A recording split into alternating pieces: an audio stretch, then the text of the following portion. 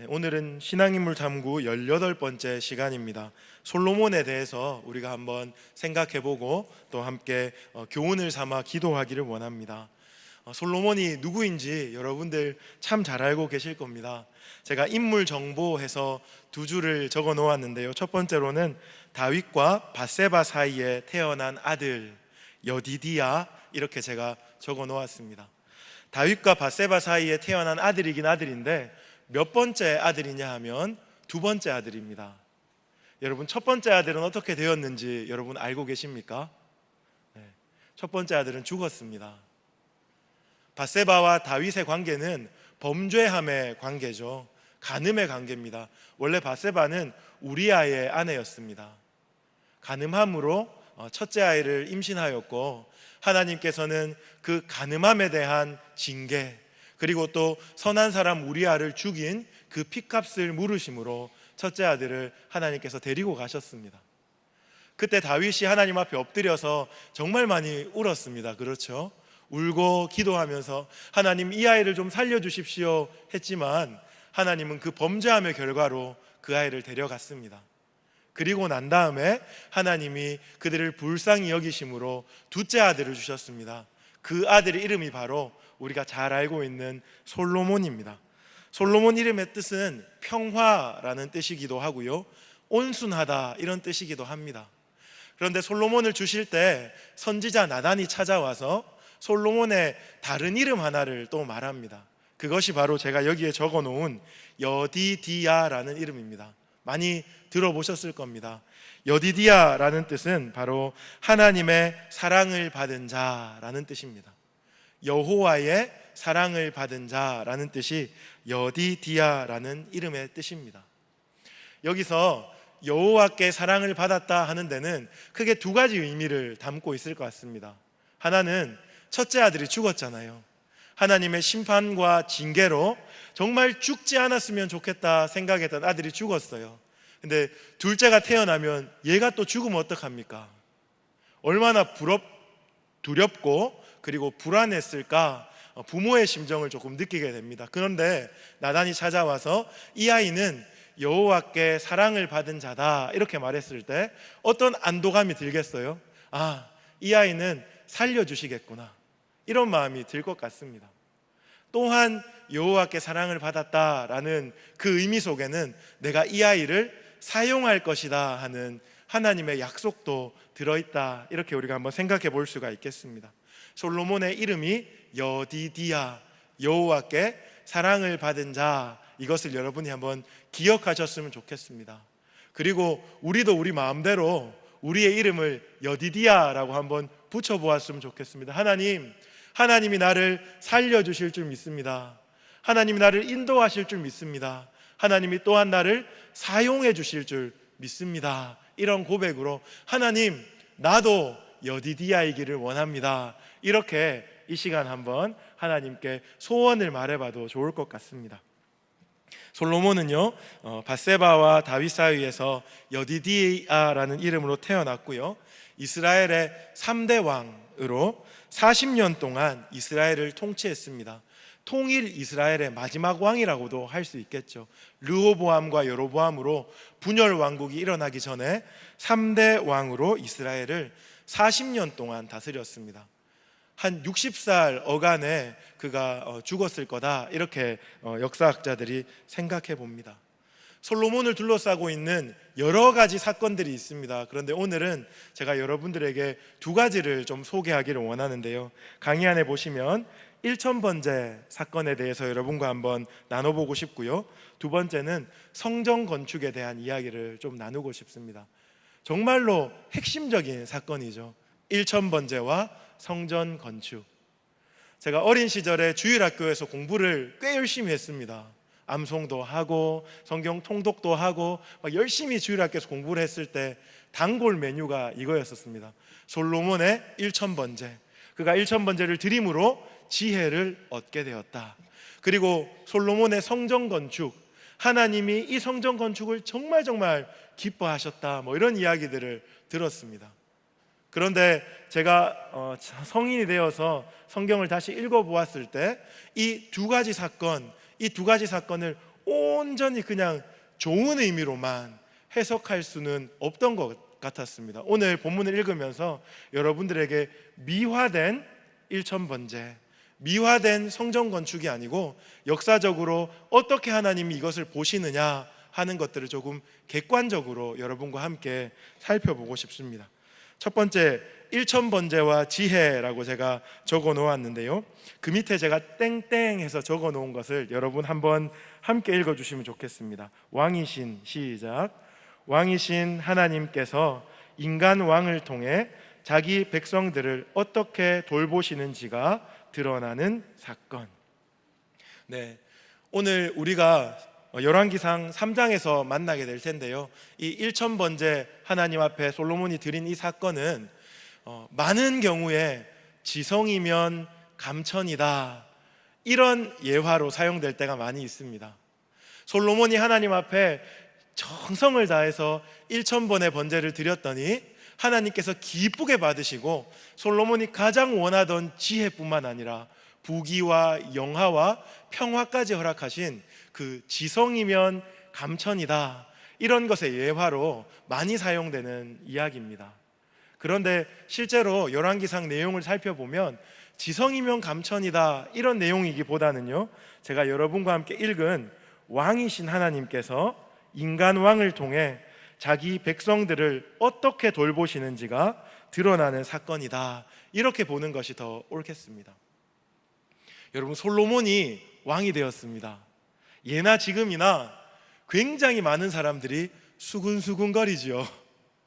정치와 관련해서도 누가 대통령이 되면 이쪽 사람들이 수군대고 또 다른 사람이 대통령이 되면 저쪽 사람들이 수군대는 것처럼 이때 당시에도 아마 솔로몬이 왕이 되었을 때 엄청나게 사람들이 수군수군댔을 겁니다. 야, 저 솔로몬이 도대체 누군데 왕을 삼냐, 이렇게 얘기하지 않았겠습니까? 저 사람 밧세바의 아들이지 않냐, 다른 모든 아들들이 왕이 되는 것 이해가 돼, 하지만 솔로몬은 왕이 되면 안 돼, 이렇게 얘기하는 사람들이 얼마나 많았겠습니까? 아마 제가 그 시절을 살았다면 저도 한 표를 거기 던졌을 것 같아요. 다른 모든 아들은 왕이 돼도 괜찮은데 저 밧세바의 아들, 아비 죽이고 왕비가 되어서 그에게 태어난 아들인 이 솔로몬은 왕이 안 됐으면 좋겠다, 이런 생각을 하는 사람들이 많이 있었을 것 같습니다. 솔로몬은요, 굉장히 하나님의 은혜가 절실했습니다. 솔로몬은 하나님의 은혜가 정말 필요한 상황이었습니다. 그래서 하나님 앞에 1000번의 번제를 드리는 겁니다. 여기서 1000번제는 우리가 이렇게 하루에 한 번씩 1000번의 번제를 드렸다, 이렇게 이해하기보다는 한 번에 1000마리의 수장과 아니면 제물들을 잡아서 드렸다, 이렇게 이해하는 것이 더 옳겠습니다. 간절한 마음으로 하나님께 1000번의 번제를 드렸습니다. 그러면서 하나님 앞에 이렇게 구합니다. 하나님 아버지, 제가 백성을 다스리기에 굉장히 무지한 자입니다.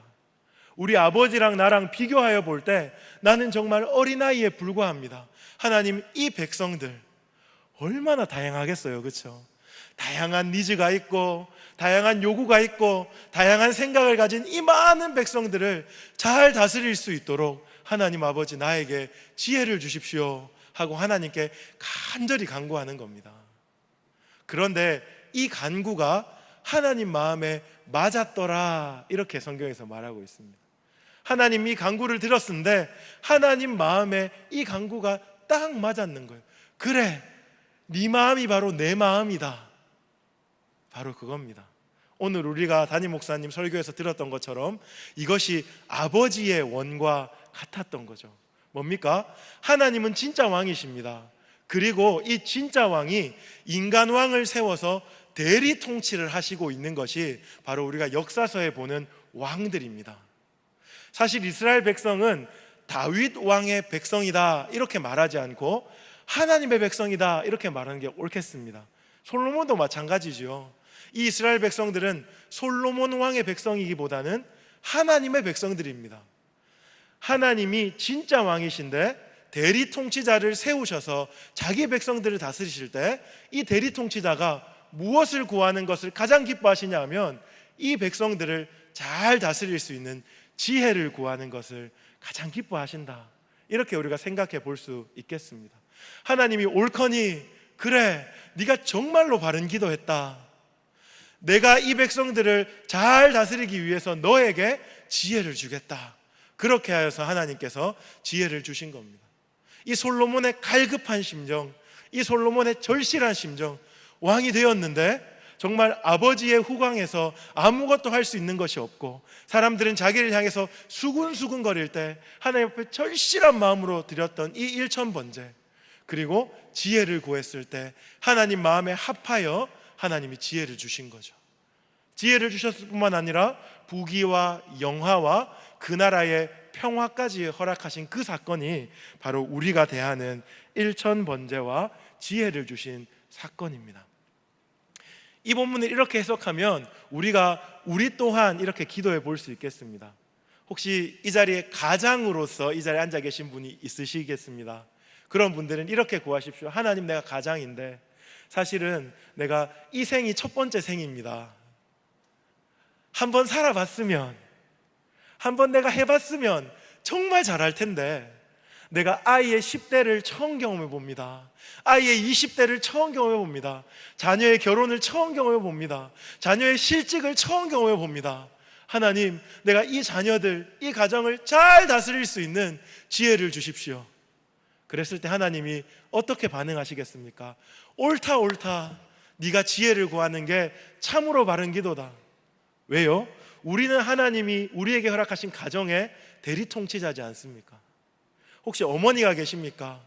마찬가지로 그렇게 기도하십시오. 순장님들이 계십니까? 순장님들도 그렇게 기도하십시오. 하나님 아버지, 내가 예친원을 맡았는데 이 예친원을 맡고 보니 8사람, 10사람이 다 다릅니다. 몇 명 안 되는 것 같은데 손으로 잡으니까 다 모래알처럼 내 손에서 다 빠져나오는 사람들입니다. 하나님, 어쩌겠습니까? 하나님, 내가 이들을 하나님의 백성답게 가르칠 수 있는 지혜를 나에게 주십시오. 그렇게 기도하면 하나님이 어떻게 하시겠습니까? 옳다 옳다, 네가 지혜를 구하는 게 정말 옳은 기도다 하고 지혜를 주시지 않겠습니까? 교사가 계십니까? 마찬가지겠지요. 그리고 성도로서 이 땅을 다스릴, 하나님 나라를 통치할 성도로서 그렇게 지혜를 구하는 것도 마땅할 것 같습니다. 진짜 왕은 하나님이십니다. 하나님이 솔로몬을 세우셨을 때 솔로몬이 지혜를 구한 것은 정말 하나님 마음에 합한 기도였습니다. 여러분도 이러한 맥락에서 지혜를 구하실 수 있으면 좋겠습니다. 두 번째 사건으로 우리가 한번 넘어가 봤으면 좋겠습니다. 두 번째 사건은요, 성전 건축에 대한 사건입니다. 원래 성전 건축은 누구의 소원이었습니까? 원래 성전 건축은 다윗 왕의 소원이었습니다. 하나님이 누추한 장막에 거주하시는 것 참 내가 두고 볼 수가 없습니다. 하나님, 나는 왕궁에 거하는데 하나님 성전 제가 좀 잘 지어드리고 싶습니다. 이렇게 얘기했을 때 하나님께서 다윗에게 너는 전쟁을 너무 많이 치렀다. 너는 피를 너무 많이 흘렸다. 그래서 내가 너의 아들 중에 온순한 사람 한 사람을 세울 텐데 그 사람 이름을 솔로몬이라고 하고 그를 통하여서 성전 건축을 하라. 이렇게 하나님께서 말씀하셨습니다. 그래서 사실은 다윗이 성전 건축을 할 수 있는 모든 여건과 재료와 형평과 환경을 다 마련해 놓았습니다. 이제 솔로몬은 왕이 되자마자 성전 건축을 시작하게 되는 거죠. 그래야 해서 성전 건축이 이루어지게 됩니다. 제가 성전 건축에 대한 이야기를 하기 전에 여러분에게 하나 알려드리겠습니다. 저를 한번 보십시오. 제가 전도사 시절에 성경 파노라마 이런 걸 좀 공부했거든요. 거기 보면 이런 것이 있습니다. 저를 한번 따라해 보겠습니까? 사울 무심. 한번 따라해 보시겠습니까? 시작. 사울 무심. 그리고 다윗 전심. 제가 다윗 전심하면 여러분 다윗 전심하셔야 돼요. 다윗 전심. 그리고 오늘 주인공 솔로몬 반심. 한 번만 더 해볼까요? 동시에 한번 해보겠습니다. 사울 무심, 다윗 전심, 솔로몬 반심입니다. 시작. 사울 무심, 다윗 전심, 솔로몬 반심. 요거를 기억하셔야 됩니다. 여러분 이런 얘기 많이 들어보셨죠, 그렇죠? 솔로몬은 반심인 인물이다라고 성경 신학자들이 평가를 합니다. 왜 반심이었는고 하니 어떤 사람들은 이렇게 얘기합니다. 초창기에 솔로몬은 전심이었던 인물이다. 하나님을 전심으로 섬기고 하나님을 전심으로 찬양했던 인물인데 후반기로 가서 솔로몬은 타락해버렸다. 무심인 인물이 되었다. 그래서 전심과 무심 사이에 반심이다, 이렇게 얘기하는 사람들이 있습니다. 그런데 또 한편에서는 이렇게 얘기하는 사람들이 있습니다. 아니다, 솔로몬의 사건을 잘 들여다보니 정말 전심으로 하나님을 예배하고 전심으로 하나님께 순종하는 것 같아 보이는데 문득 뜨문뜨문 드러나는 솔로몬의 무심이 드러난다, 이렇게 말하는 사람이 있습니다. 저는 후자 쪽이 더 맞다고 생각합니다. 왜냐하면 이 성전 건축 사건만 보아도 이것이 온전히 하나님만을 위한 일이었다, 이렇게 평가하기보다는 이 하나님을 위한 일 사이에 자기의 요구가, 자기의 유익이, 자기의 어떤 필요들이 문득 보이는 것들을 우리가 발견할 수 있게 되기 때문입니다. 오늘 성전 건축에 대한 이야기를 할 텐데 여러분과 함께 이런 맥락에서 조금 살펴보고 싶습니다. 솔로몬이 성전을 건축합니다. 아주 아름답게 건축합니다. 그런데 그 성전 건축이 마칠 때 그리고 어떤 일이 일어나는지 우리가 성경에서 한번 확인해 보기를 원하는데요, 열왕기상 한번 펴보십시오. 열왕기상 6장으로 한번 가보십시오.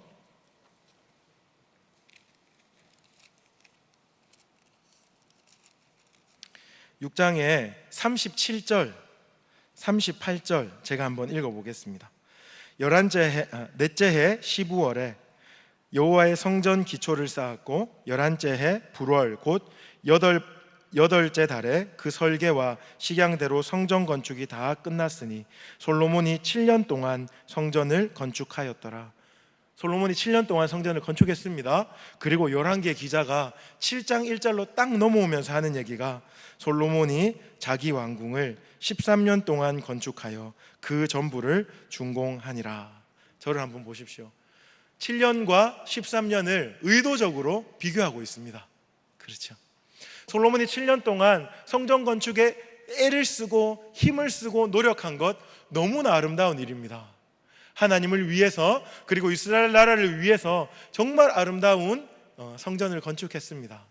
그리고 성전 건축이 딱 마치고 난 다음에 무엇을 하냐 하면 바로 자기 왕궁을 지었습니다.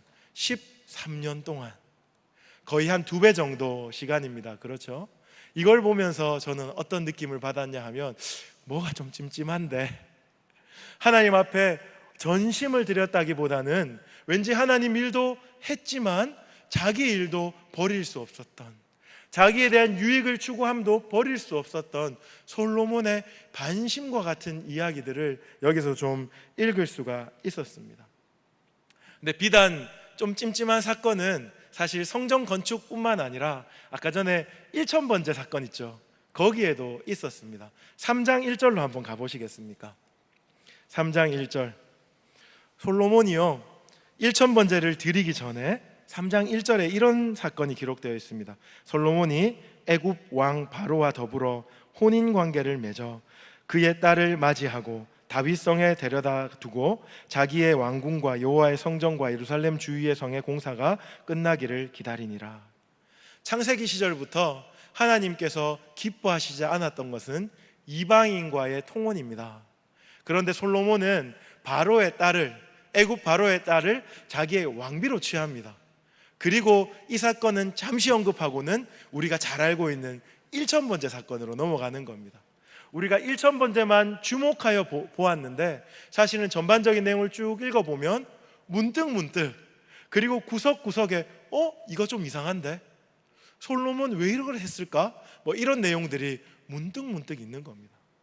방금 제가 앞서서 말씀드렸던 것처럼 성전을 7년 동안 지었는데 그 다음에 13년 동안 자기의 왕궁을 짓습니다. 그리고 7장 6절에 보면 다시 또 한번 7장 8절입니다. 7장 8절에 보면 다시 또 한번 그 바로의 딸 이야기가 나옵니다. 그러니까 성경의 기자는 솔로몬이 반심의 인물이라 하는 것을 우리에게 문득문득 지금 보여주고 있다, 이렇게 말해 볼 수도 있겠습니다. 제가 아까 1000번째 얘기를 하면서 여러분에게 지성이면 감천이다 이런 말을 썼죠, 그렇죠? 그게 아니라고. 1000번째는 지성이면 감천이 아닌 사건이다. 우리가 뭔가를 열심히 했을 때 하나님께서 옛다 하고 선물을 주신 사건이 아니고, 1000번째 사건은 왕으로서 하나님의 마음을 흡족하게 하는 지혜를 구하는 기도를 한 사건이다, 이렇게 생각하면 좋겠습니다. 그런데 성전 건축에 제가 또 한 번 이런 얘기를 좀 하고 싶은데요, 누이 좋고 매부 좋고가 아닌 사건입니다. 이렇게 기억하시면 좋겠습니다. 저는 이렇게 써놨습니다. 여기 1000번째 옆에 지성이면 감천 아니야 이렇게 써놨고요, 그리고 성전 건축 옆에는 누이 좋고 매부 좋고 아니야 이렇게 적어 놓았습니다. 솔로몬은 그렇게 생각했을지도 모르겠습니다. 하나님을 높이고 하나님을 찬양하고 하나님 기쁘시게 하는 뜻을 순종했으면 그 안에서 내 유익을 취하는 것, 그거 뭐 괜찮아 이렇게 생각했을지 모르겠습니다. 무슨 말인지 이해가 되시죠? 그런데 하나님 보실 때는 그것은 다윗의 마음과 같은 마음은 아니었다 하는 거예요. 전심의 마음이 아니고 자기 자신의 유익도 드문드문 구하는 그런 반심의 마음이었다, 이렇게 생각해 볼 수가 있겠습니다. 예를 하나 들어드리겠습니다. 잠 오는 시간이니까요. 저는 교회에서 연애를 했습니다. 군대를 제대하고 보니까 제 아내는 모태신앙이 아니고요, 20살 때 예수를 처음 믿기 시작했는데, 군대를 제대하고 보니까 제 아내가 교회에서 열심히 신앙생활을 하고 있더라고요. 보니까 예뻐요. 보니까 마음에 쏙 들어요. 그래서 아내한테 추파를 제가 자꾸 던졌습니다. 그래서 교회 안에서 이성교제를 하기 시작했습니다. 제가 한 번씩 설교 시간에 말씀드리는 것처럼 저는 청년 시절에 굉장히 뜨거웠던 신앙이었습니다. 고2 때 예수님을 만나고 정말 앞도 뒤도 돌아보지 않고 정말 하나님 앞에 내 인생을 드리겠노라 신앙생활을 했던 그런 청년이었습니다. 이성교제를 하니까 자꾸 헷갈리는 마음이 드는 거예요. 예전에는 교회를 갔던 목적이 예배하고 싶어서, 교회를 갔던 목적이 하나님 좀 빨리 만나고 싶어서, 교회를 갔던 목적이 하나님 앞에 내 모든 것을 드리고 싶어서 교회를 갔어요. 그런데 연애를 시작하니까 그녀가 보고 싶어서 만나고 싶어서 새벽이고 저녁이고 막 열심히 가는 거예요. 특세를 빠지지 않고 가게 됩니다. 왜냐하면 보려고 그렇게 가게 됩니다. 전심이었던 인물이 자꾸 자기의 것들이 섞이면서 반심이 되고 있는 것들을 제가 발견했어요. 그래서 아내한테 이렇게 얘기했습니다. 내가 너랑 이성교제를 하니까 내가 하나님을 온전히 섬길 수가 없다, 우리 헤어지자 그렇게 얘기했습니다. 그러니까 아내가 이해를 못하는 거예요. 그때는 초신자였기 때문에. 그러면서 나에 대한 사랑이 식은 거 아니냐 막 이렇게 묻기도 하고. 근데 저는 그때 당시에 그게 너무 절실했습니다. 교회를 올 때 정말 하나님만 예배하고 싶은데 이성교제를 하니까 자꾸 다른 마음이 생기는 거예요. 그렇다고 해서 제가 예배 드릴 때 막 하나님 생각 안 하고 찬양할 때 막 그냥 아내한테 잘 보이기 위해서 그랬던 게 아니겠죠. 자꾸 섞이는 겁니다. 하나님께 온전히 드려야 되는데 나의 욕심과 나의 원함이 자꾸 섞이는 거예요. 아마 솔로몬도 그랬지 않겠나, 제가 그런 생각이 좀 들었습니다. 조금 조심스러운 예화인데요, 교회 안에서 영업을 하시는 분들이 계세요. 그런 분들도 정말 조심해야 되는 게 그겁니다. 교우가 아니라 나의 고객으로 보이면 그것은 솔로몬의 반심과 똑같은 겁니다. 아니, 나는 예배 드리러 가고 나는 하나님이 좋아서 교회 다니고 나는 사람들이 좋아서 예침 모임 나가는 건데, 조금만 우리가 고삐를 풀어버리면 나도 모르는 사이에 자꾸 영업을 하게 되고 고객이 되어버리는 상황이 발생하게 됩니다. 그래서 혹 여러분들이 이렇게 그런 일들을 하시는 분들은 더 성령 충만하셔야 돼요.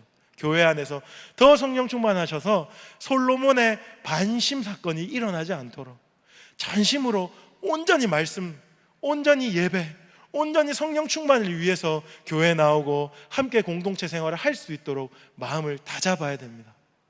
왜냐하면 제가 후에도 말하겠지만 반심은 무심이 되기가 너무 쉽습니다. 오락가락 하다 보면 나중에 되면 헷가닥 하게 되죠. 그렇죠?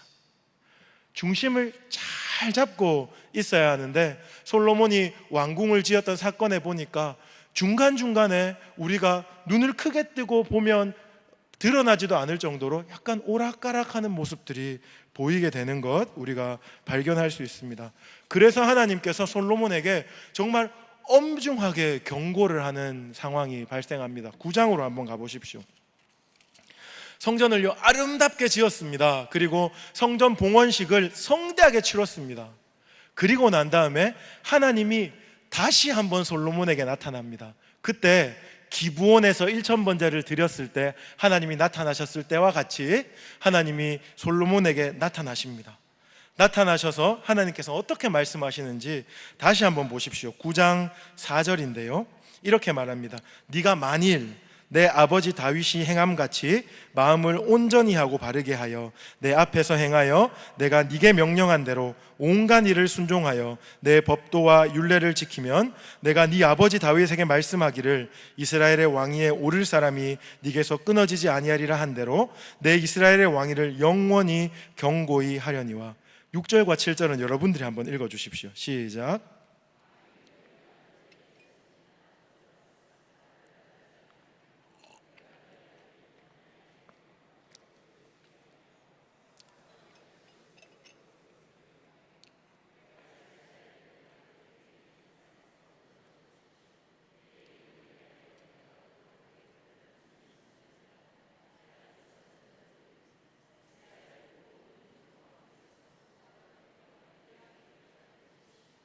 네, 이것은 하나님의 경고입니다. 경고.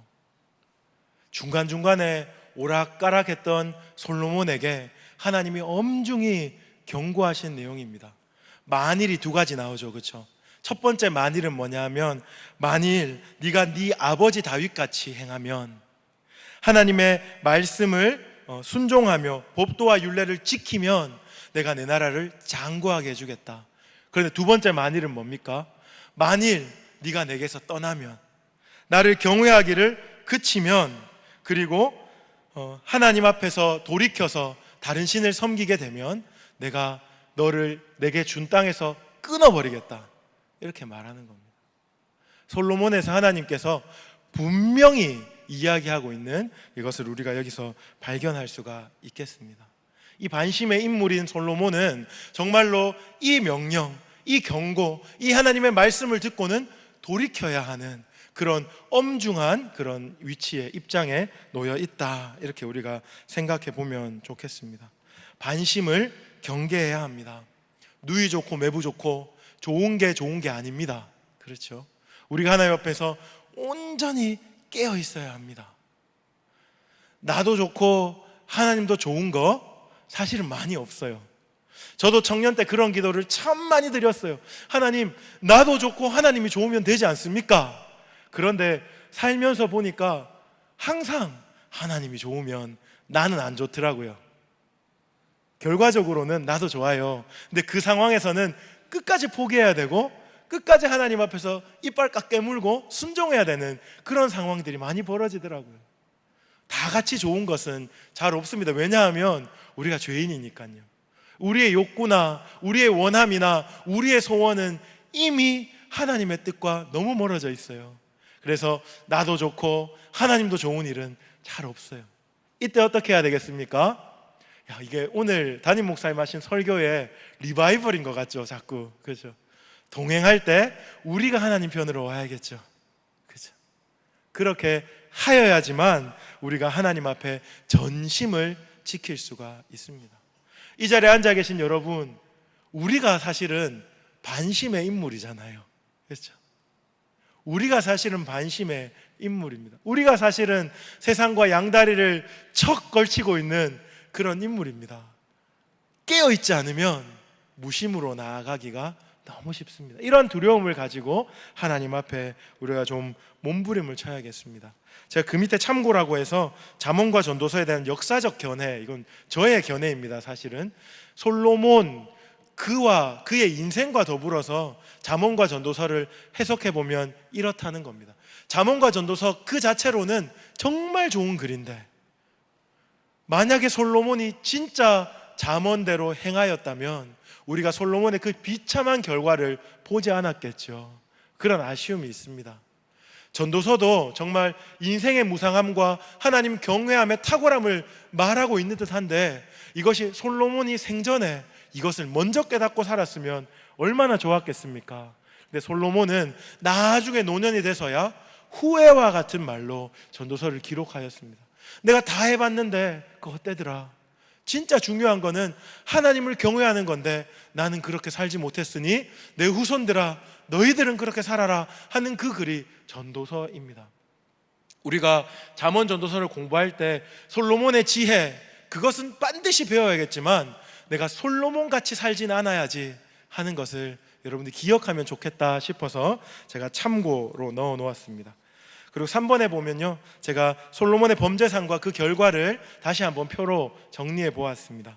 앞부분은요, 신명기 17장에 보면 왕이면 하지 않아야 되는 것들을 정리해 놓은 그런 내용들이 있습니다. 근데 솔로몬이 이것들을 다 범했습니다. 왕은 병마를 많이 두지 말아야 되고, 애굽으로 돌아가지 말아야 하고, 아내를 많이 두지 말아야 하고, 은금을 쌓지 말아야 하는데, 옆에 보면 병과 마병을 모았고, 그리고 말들을 애굽에서 들여왔고, 그리고 후궁이 700명이요 첩이 300명이고, 그리고 왕의 마음이 하나님께로부터 돌아서 버렸습니다. 그리고 솔로몬의 세입금의 무게는 금 666달란트고 은은 돌같이 많았다, 이렇게 말하고 있습니다. 그리고 제가 서두에 말했던 것처럼 이방 여인과 통혼하는 것, 그것은 아브라함 때부터 하나님께서 금지하셨던 내용이에요. 그래서 아브라함과 이삭과 야곱이 이방 여인과 통혼하지 않으려고 계속 고향으로 가서 사람을 데리고 오잖아요. 그렇죠?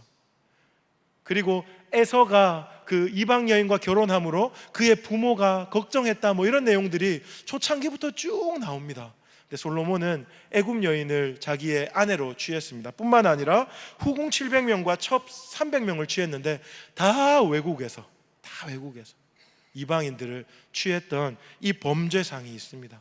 하나님이 끊임없이 그에게 명령하셨지만 그는 듣지 않았던 거죠. 하나님이 다스릴 지혜를 주셨는데 그 지혜의 핵심적인 명령, 하나님을 경외하는 것, 하나님의 말씀을 따르는 것, 다윗과 같이 하나님께 전심을 드리는 것, 그것 따르지 않고 자꾸 다른 방식으로 나라를 통치했던 것이죠. 그래서 결국 어떻게 되었습니까? 열왕기상 11장으로 한번 가보십시다. 열왕기상 11장 9절 한번 보십시오. 제가 한번 9절부터 13절까지 한번 읽어보겠습니다. 솔로몬이 마음을 돌려 이스라엘 하나님 여호와를 떠남으로 여호와께서 그에게 진노하시니라. 여호와께서 일찍이 2번이나 그에게 나타나시고 이 일에 대하여 명령하사 다른 신을 따르지 말라 하셨으나 그가 여호와의 명령을 지키지 않았으므로 여호와께서 솔로몬에게 말씀하시되 내게 이러한 일이 있었고 또 내가 내 언약과 내가 내게 명령한 법도를 지키지 아니하였으니 내가 반드시 이 나라를 내게서 빼앗아 네 신하에게 주리라.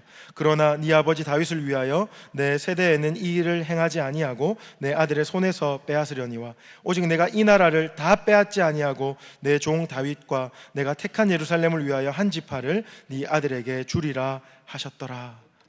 하나님께서 이렇게 진노하십니다. 내가 이 나라를 네게서 빼앗아 너 종에게 주리라. 그런데 종에게 다 주는 것이 아니고 다윗의 언약을 기억하여서 2지파 남기고 나머지 9지파는 저들에게 주겠다, 이렇게 하나님께서 말씀하시는 사건 우리가 방금 읽었습니다. 읽으면서 여러분 9절 한번 보십시오. 9절 하반절을 보시면 여호와께서 일찍이 2번이나 그에게 나타나시고 이 일에 대하여 명령하사, 이렇게 나옵니다. 제가 이것 때문에 여러분에게 사실은 2가지 사건을 소개했던 겁니다. 1000번째 사건이 끝나고 한 번 하나님께서 나타나셨어요. 그리고 성전 건축이 끝나고 한 번 하나님께서 나타나셨어요. 그것을 지금 말씀하는 겁니다. 내가 2번이나 너에게 나타나서 말했는데 네가 지키지 않았다. 이렇게 말하는 거예요. 그래서 이 두 가지 사건을 우리가 볼 때 우와 정말 잘했다 이렇게 극단적으로 좋게 볼 것이 아니고, 이 사건 속에 하나님이 솔로몬에게 끝없이 말씀하시는 메시지를 읽어야 합니다. 뭐냐 하면 너는 반심의 인물이다. 하나님 앞에 전심을 드려야 내가 이 나라를 보존해 주겠다 하는 겁니다. 결론의 말씀입니다. 제가 여러분들에게 서두에 한번 말씀드렸듯이 반심은 무심으로 가기에 너무나 쉽습니다. 양다리를 걸치다 보면 나중에는 하나님을 훌쩍 떠날 수도 있는 그러한 일들이 일어나는 거죠. 우리가 깨어 있어야겠습니다. 그리고 하나님께서 우리에게 주신 것들을 하나님을 경외함으로, 하나님을 두려워함으로, 하나님 말씀에 순종하고 하나님과 동행함으로 그것을 하나님 앞에 좀 잘 선용해야 할 것이다 하는 것이 오늘 말씀의 결론입니다. 그러면서 여러분 오전 말씀 다시 한번 떠올려 보셨으면 좋겠습니다. 오전 말씀 마칠 때 담임 목사님께서 이렇게 말씀하셨죠. 기도는 순종과 그리고 동행으로 이어진다. 그렇죠. 순종과 동행이라는 키워드를 여러분들이 가지고 가시면 좋겠습니다. 어떻게 하면 하나님이 우리에게 주신 은사와 달란트와 모든 성도로서 좋은 것들을 선용할 수 있겠습니까? 순종하고 하나님과 끝없이 동행할 때 그러한 일들이 일어난다 하는 거 여러분들이 반드시 좀 기억했으면 좋겠습니다.